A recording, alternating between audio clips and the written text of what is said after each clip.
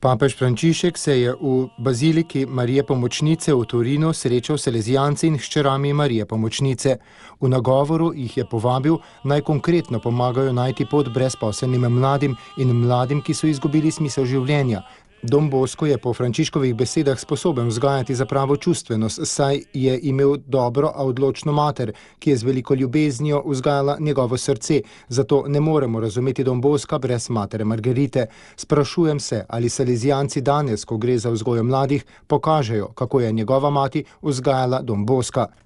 Zatem je papež spregovoril o 3 ljubeznih Don Bosca, in sicer Marija, Evharistija in papež.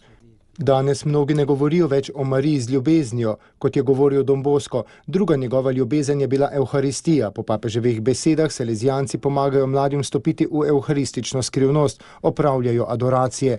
Tretja ljubezen pa je papež, ker je Don Bosco ljubil cerkev. Ne sramujte se cerkve, ki se mora vsak dan spreobrniti, vendar je sveta mati cerkev, jim je dejal papež, ter se jim zahvalil za vse, kar naredijo za vse misionarje po svetu, ter zatem odločno zatrdil: salezijanci, ki niso konkretni, jim nekaj manjka.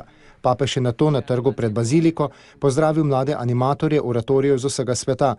Povabil jih je, naj ne pozabijo, da je prava značilnost oratorijev veselje. Oratorijec žalostnim ali kislim obrazom ni pravi oratorijec, je dejal papež. Povabil jih je torej k veselju in k ljubezni do Jezusa. Samo tako bodo namreč drugim pomagali, da se bodo srečali z Jezusom.